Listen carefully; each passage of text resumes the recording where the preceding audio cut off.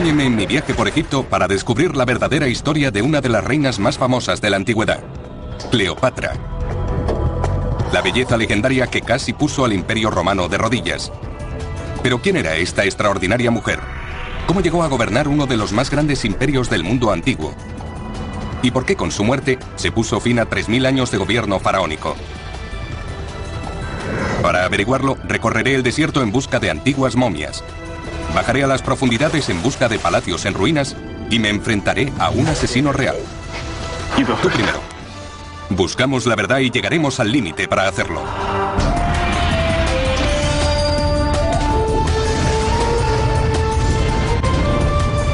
La faraona perdida.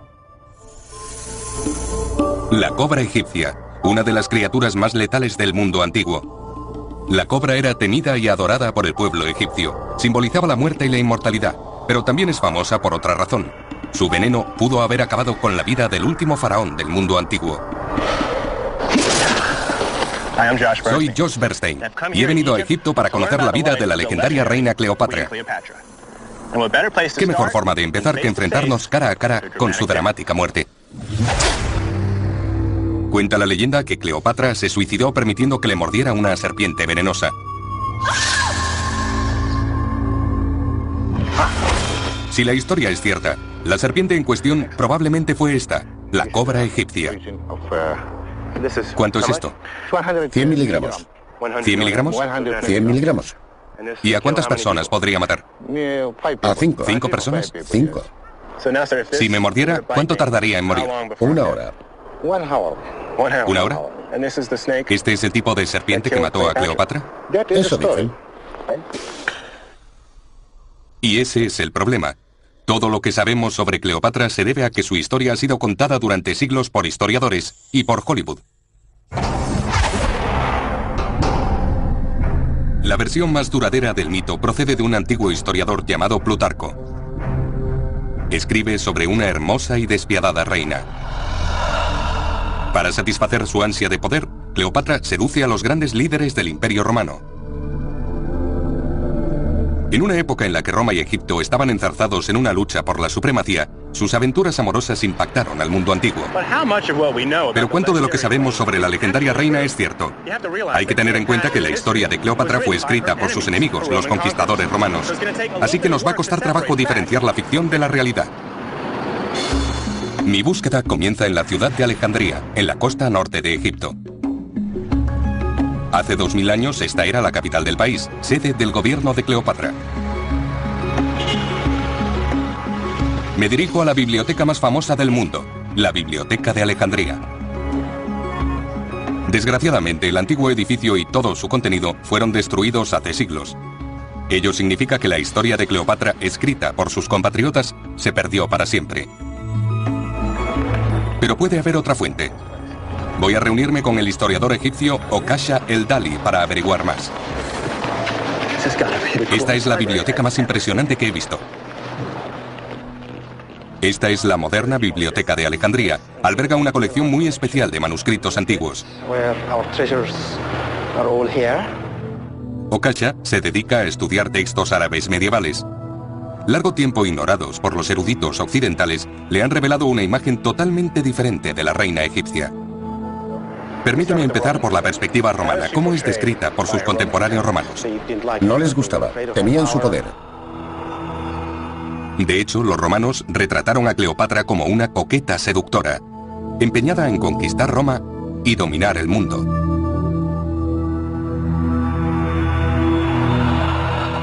Pero dices que estos manuscritos nos dan una perspectiva muy diferente. Totalmente. ¿Qué dicen? Muchos de estos manuscritos árabes alaban su capacidad como líder, pero sobre todo la describen como una gran científica. No mencionan su sexualidad para nada, ni siquiera su aspecto físico.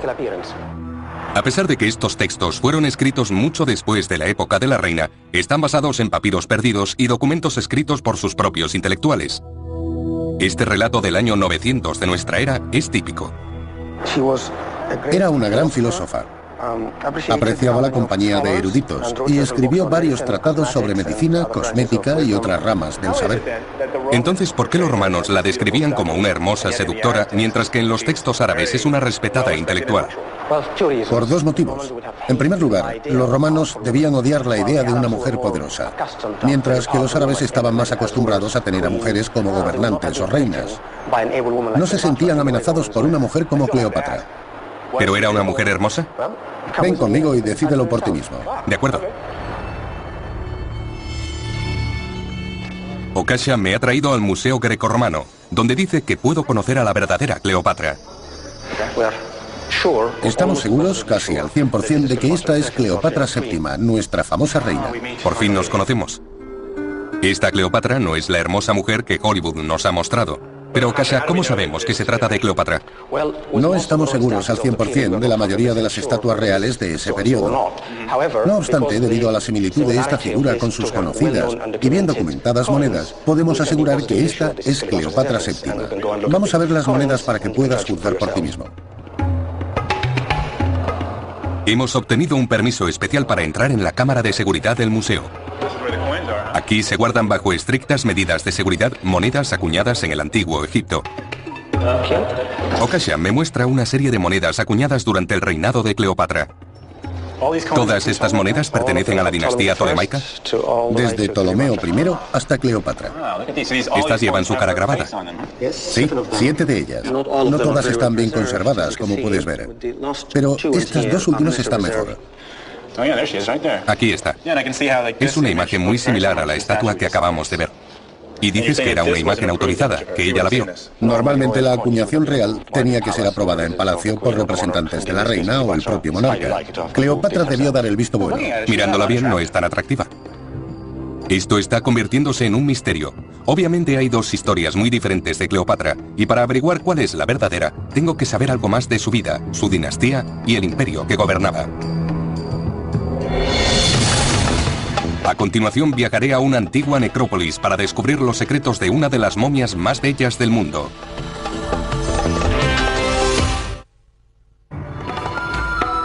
Me encuentro en Egipto, intentando descubrir la verdad sobre Cleopatra.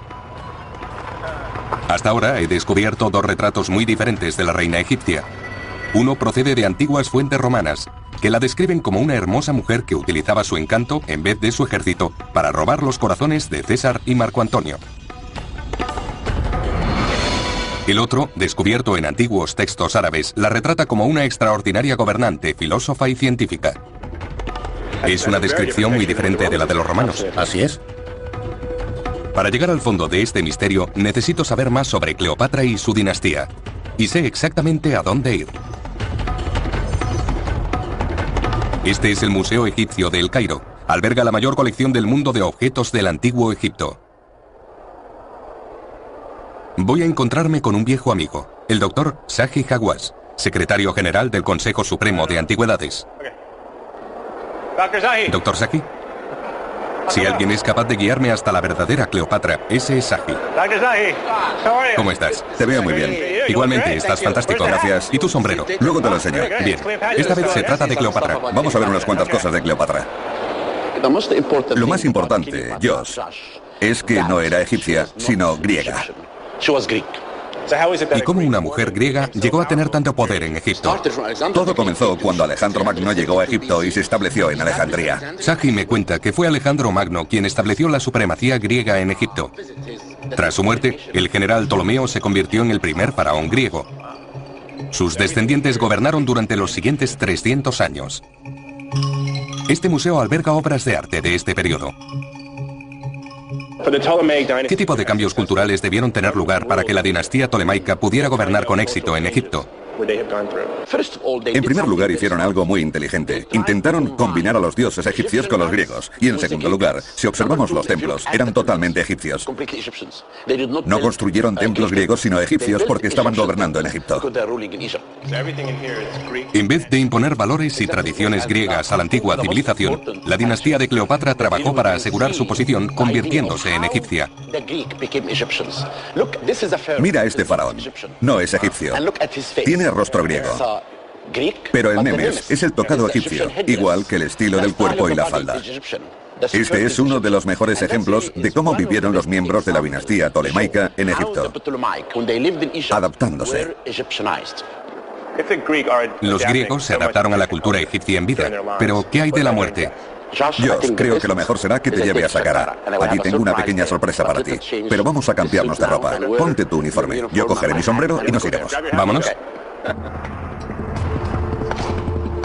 Saqqara está a 1 hora en coche de El Cairo a través del desierto. Es un cementerio o necrópolis. Durante siglos, los antiguos egipcios, ricos o pobres, eran traídos aquí para ser enterrados. Saji me cuenta que un equipo de arqueólogos polacos está excavando un nuevo yacimiento. Lo que han descubierto podría aclararnos muchos aspectos del periodo tolemaico. Hay restos humanos por todas partes. Debido a que muchas de las tumbas pertenecen a niños pequeños, los arqueólogos creen que una epidemia debió azotar la región. Pero las tumbas no están marcadas y carecen de decoración u objetos que ayuden a datarlas. Lo que necesitamos es una momia adulta bien conservada. Eso nos daría la posibilidad de relacionar el yacimiento directamente con Cleopatra y la dinastía tolemaica. El Dr. Carroll dice que han documentado esta zona del yacimiento por completo y que es muy probable que haya una momia enterrada aquí. Vamos a abrirlo por primera vez. Esta es una oportunidad muy emocionante. Estar presente durante el descubrimiento de una momia. Ha de hacerse con mucho cuidado. Estos trozos de lino y fragmentos de hueso son frágiles pistas del pasado. El trabajo debe ser muy meticuloso, y encontrar algo intacto suele ser la excepción, no la regla, como no tardo en descubrir. No está en buenas condiciones. Los ladrones de tumbas se nos han adelantado. En algún momento durante los últimos 2000 años, el cuerpo que yace aquí fue desenterrado y destruido. Cualquier pista enterrada con él hace mucho que desapareció. Como tantas otras en Saqqara, los saqueadores arrasaron la tumba en busca de tesoros. Eso hace que Saji me lleve a ver el descubrimiento más preciado. En 2005, uno de los equipos de esta excavación hizo un impresionante hallazgo. Estaba enterrado, sin marcar, justo debajo de la superficie, en este mismo lugar. Un sarcófago de madera de 2300 años de antigüedad perteneciente a la dinastía tolemaica. Era algo extraordinario, pero cuando abrieron el ataúd... Es la momia más hermosa jamás descubierta en Egipto. ¿Cómo sabes que pertenece a la dinastía tolemaica? Primero, por la máscara que cubre el rostro. Es algo característico de comienzos del periodo tolemaico. Además de eso, la momia parece griega. También está esta inscripción en color que solo se hizo a comienzos del periodo griego. La momia confirma que los antepasados de Cleopatra abandonaron las tradiciones funerarias griegas en favor de los ritos egipcios. Pero ¿por qué los griegos estuvieron dispuestos a perder su cultura? Se dieron cuenta de que para prosperar en Egipto debían adaptarse. Debían adoptar la vestimenta, la escritura jeroglífica y, lo más importante en mi opinión, la creencia egipcia en la vida después de la muerte. Esto nos dice mucho sobre la dinastía de Cleopatra. Pero para llegar a conocerla necesito saber algo más de esta hermosa momia. Saji me ha contado que la dinastía de Cleopatra construyó una serie de templos dedicados a los dioses egipcios en el sur del país. Puede que allí descubra algo más de la reina, e incluso que pueda ver de nuevo su rostro. Dejo El Cairo para dirigirme al sur, al corazón de Egipto. Me encuentro en el Alto Egipto. Una de las cosas que me gustan de los egipcios es que saben cómo hacer una portada. He llegado al templo de Edfu, construido por los antepasados de Cleopatra en el siglo II a.C. Espero poder descubrir algo más sobre Cleopatra y el mundo que gobernaba, pero necesitaré ayuda para leer lo escrito en la pared. Por eso he pedido al egiptólogo Mamdou El Damati que me enseñe el lugar. Puede ayudarme a descifrar los jeroglíficos. Este es un lugar muy hermoso. Es muy hermoso y es uno de los templos más importantes de la época tolemaica. Mamdou me cuenta que la religión era muy importante en el antiguo Egipto, y los ptolomeos se sirvieron de ello para ganarse al pueblo egipcio. Este templo es un buen ejemplo. Edfu fue construido en honor al dios con cabeza de halcón, Horus. Los antiguos egipcios creían que sus faraones eran manifestaciones físicas de Horus en la tierra.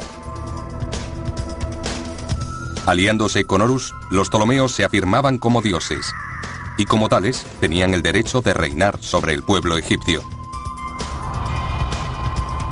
Edfu es también el lugar en el que los sacerdotes egipcios registraron los acontecimientos históricos más importantes y las tradiciones en los propios muros. Mamdouh quiere mostrarme una inscripción particularmente interesante. Lo grababan todo en las paredes. Sí, mira aquí. Una de las inscripciones sugiere que la estrategia tolemaica para ganarse al pueblo egipcio no siempre funcionaba. Este texto habla de una rebelión.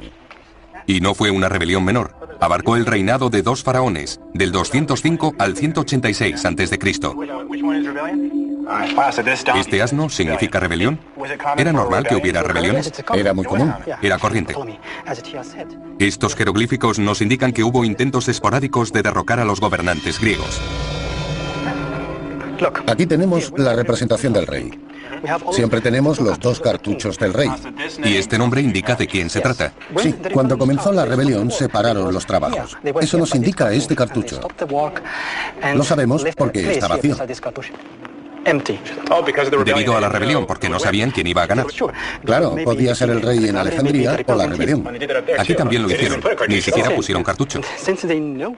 Mamdouh me explica que la posición tolemaica era muy precaria. Casi tocaban fondo, pues eran unos gobernantes extranjeros ocupando el trono de una antigua y orgullosa civilización. La amenaza de rebelión era constante. Cuando Cleopatra asume el poder, también tiene que afrontar ese riesgo. La gente podía volverse contra ella. Tuvo que hacerlo. Por fin me hago una idea de las presiones a las que el faraón, en este caso Cleopatra, tuvo que hacer frente. Aún así, este es el templo de sus antepasados. Ha llegado el momento de acercarnos a la propia faraona. A continuación me adentraré en las entrañas de una antigua cripta en busca de la verdadera Cleopatra y el secreto de su gobierno. Intento ir más allá del mito para conocer a la verdadera Cleopatra. Fue la última de una dinastía de gobernantes griegos que adoptaron las tradiciones de los faraones egipcios para ganarse al pueblo. Pero en el templo de Edfu he descubierto que a veces se llevaban a cabo violentos intentos de expulsarlos del poder. ¿Esto dice que hubo una rebelión? ¿Era común? Lo era. Pero aún no sé mucho sobre la propia Cleopatra. ¿Qué tipo de gobernante era? ¿Y cómo se las arregló para hacer frente a las amenazas de derrocarla? El doctor Mamdouh el-Damati me ayuda a descubrirlo. Dejamos Edfu y recorremos unos 100 kilómetros por el Nilo hasta un templo que construyó la propia Cleopatra llamado Dendara. Para llegar allí debemos coger una barca tradicional llamada faluca. La travesía es muy relajante y da a Mamdouh la oportunidad de contarme el comienzo de la historia de Cleopatra. Por Cleopatra. Dime, ¿qué quieres saber de ella? Hemos hablado de su familia, la dinastía tolemaica. ¿Por qué no empezamos con Cleopatra y cuándo subió al poder? Era joven, inteligente y astuta. Cleopatra tenía solo 18 años cuando se convirtió en reina. Al mismo tiempo, el poderoso Imperio Romano avanzaba por el mundo conocido. Los ejércitos romanos controlaban más de 5 millones de kilómetros cuadrados de territorios, desde Europa occidental hasta Asia Menor. La fuerza impulsora del imperio era Julio César, de 52 años, el hombre más poderoso de su época. Cleopatra debía ganarse el apoyo de César si quería conservar su trono, y eso fue exactamente lo que hizo. Su encuentro con Julio César es una de las historias más conocidas de la leyenda de Cleopatra. Año 49 a.C. Julio César se encuentra en Egipto tras la muerte de Pompeyo. Cleopatra se las ingenia para llegar hasta la cámara de César envuelta en una alfombra. Y en una noche, se gana al líder del mundo conocido y al hombre.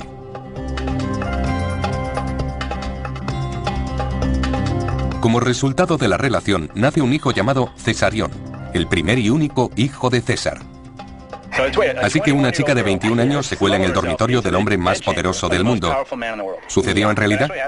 Exactamente, nadie lo sabe, pero lo seguro es que mantuvieron una relación. Es un movimiento político muy astuto. Con solo 21 años, Cleopatra consiguió una importante alianza internacional con el único hombre capaz de asegurarle su trono. Pero ¿cómo fue capaz la joven reina de urdir un plan tan astuto? Vaya, Hermoso, ¿eh? Sí, ¿eso es Dendara? Mamdouh me explica que podré encontrar algunas respuestas en nuestro siguiente destino, el templo de Dendara. Los trabajos del edificio principal se iniciaron en tiempos del padre de Cleopatra, Ptolomeo XII. Y Mamdouh quiere llevarme a un lugar muy especial. ¿Ahí abajo? Sí. La cripta.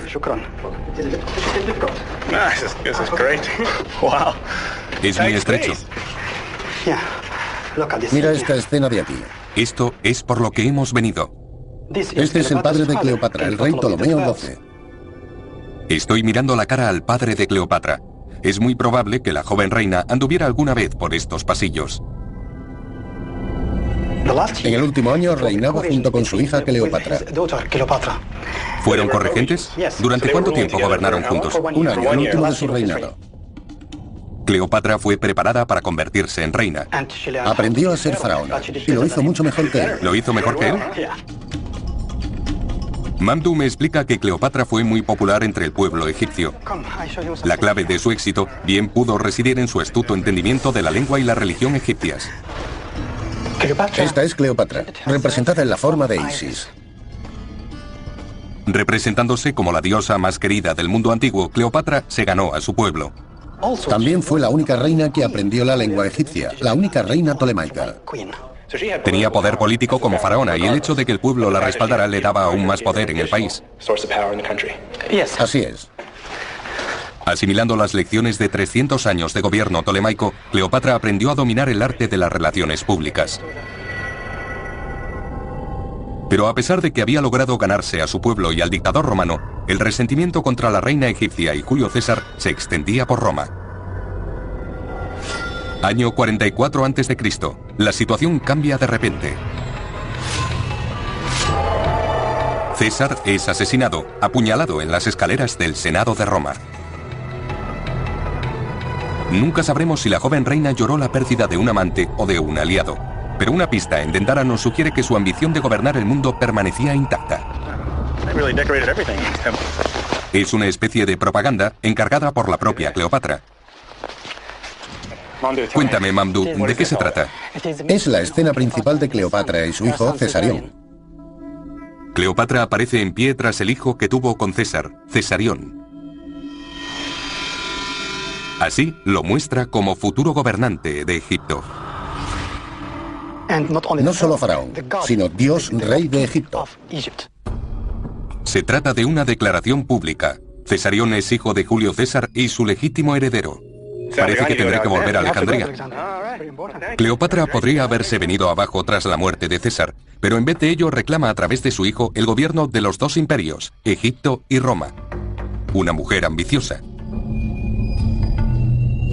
Entonces, ¿por qué acabó suicidándose? Para averiguarlo, tengo que volver a la capital de Cleopatra, Alejandría. A continuación, un viaje al mundo subterráneo en busca del palacio de Cleopatra. Me encuentro en Egipto, siguiendo los pasos de la reina Cleopatra para desvelar la verdad que esconde la leyenda. He descubierto que fue una reina muy hábil, que aprendió el idioma de sus súbditos y adaptó sus creencias religiosas. Su propia propaganda nos indica que era una mujer ambiciosa, decidida a controlar Roma y a convertirse en la reina más poderosa del mundo antiguo. Ahora es el momento de llegar al corazón del imperio de Cleopatra y averiguar cómo se derrumbó.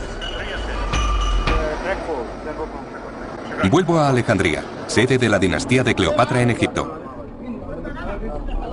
Desde El Cairo hay un par de horas en tren, por lo que tengo tiempo de investigar un poco más.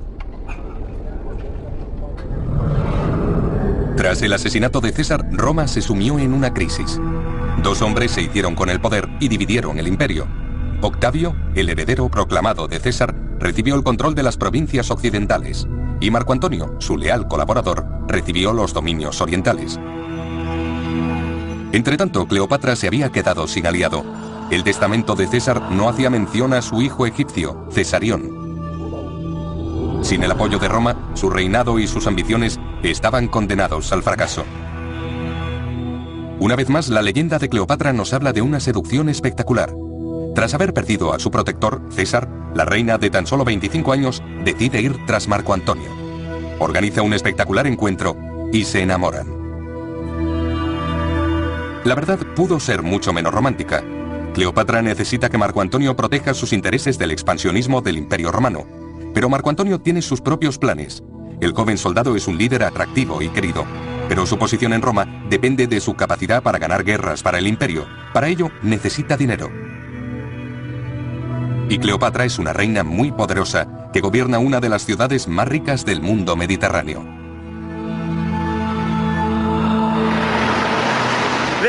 Esto es Alejandría, la capital de la dinastía tolemaica y sede del poder de Cleopatra. Fundada a orillas del Mediterráneo en el 332 a.C. por el propio Alejandro Magno, fue una de las ciudades más grandes e importantes de su tiempo. Fue la Nueva York del mundo antiguo, un próspero centro internacional del comercio y la navegación. Así que el palacio de una astuta reina como Cleopatra debió ser espectacular. Pero encontrar pruebas no va a ser fácil. En los últimos 2000 años, gran parte de la antigua metrópolis ha desaparecido bajo la ciudad actual de 5 millones de habitantes. Pero he oído que hay un arqueólogo que puede ayudarme. Lleva décadas descubriendo la antigua Alejandría bajo las calles de la ciudad moderna. La entrada al mundo subterráneo de Alejandría son unas escaleras. Busco al doctor Jean-Yves Saint-Pérer, del Centro Francés de Estudios Alejandrinos. Este es su proyecto actual. Estas antiguas cuevas forman parte de un inmenso sistema de almacenamiento de agua diseñado y construido por la dinastía tolemaica. Hola. Hola. Encantado. ¿De dónde procede toda esa agua? Del río Nilo. Así que cuando el Nilo se desborda, las aguas llegan a esta cisterna. Jean-Yves me explica que hay una vasta red de cisternas bajo la ciudad. En tiempos de Cleopatra, suministraba agua a la población durante todo el año.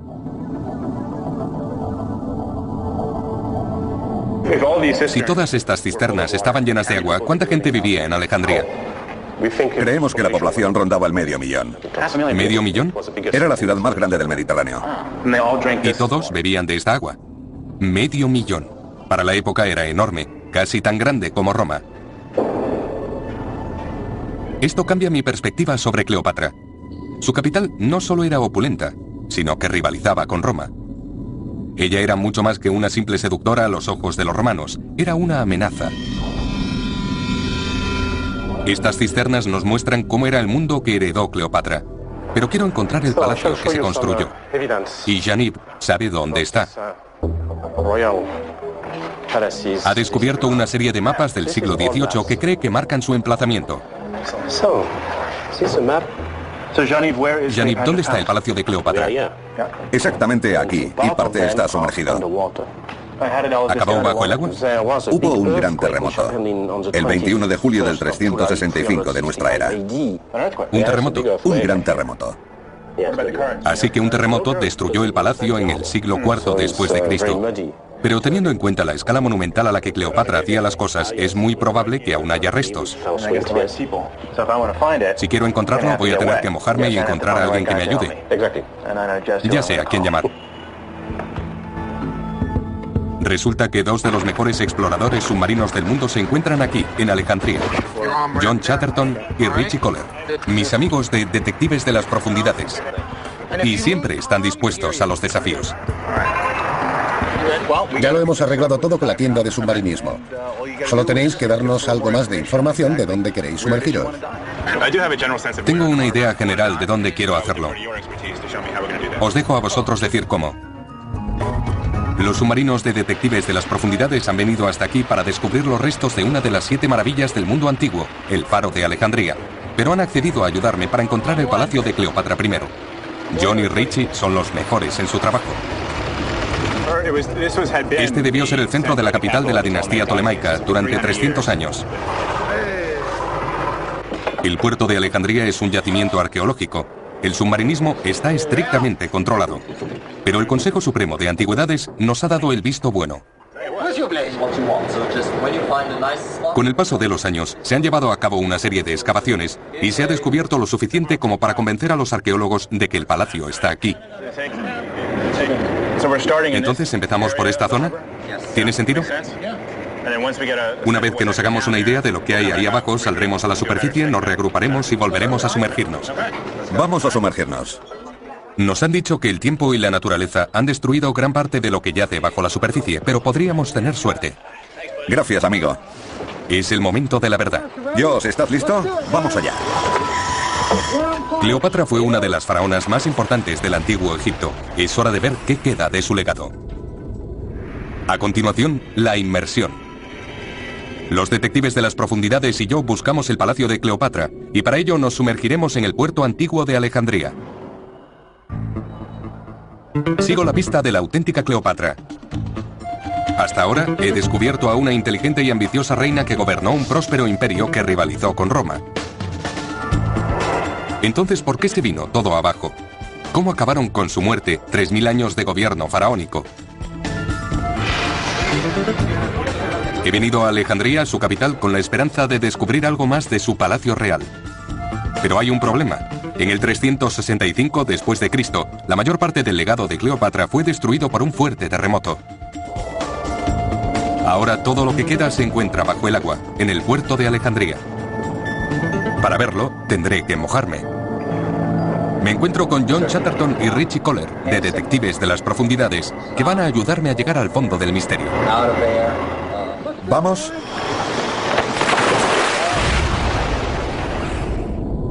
Los primeros momentos son desalentadores. El agua está muy turbia y llena de sedimentos. Dios, ¿puedes oírme? Soy John.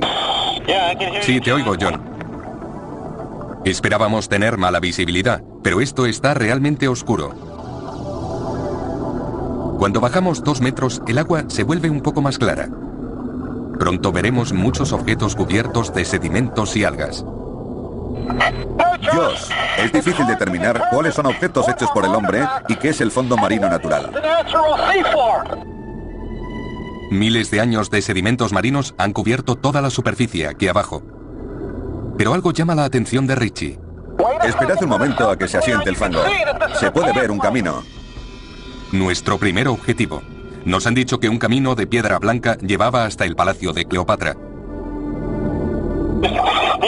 Estas podrían ser las mismas piedras sobre las que caminaba Cleopatra. La zona está llena de enormes losas de piedra caliza y granito. Es difícil ver si estas columnas rotas forman parte del antiguo palacio, pero eso parece. Bonita cerámica, mirad su calidad. Esta cerámica y las columnas son impresionantes, pero me gustaría encontrar una pista más tangible, algo que se remonte a la propia Cleopatra. Y justo entonces vemos una forma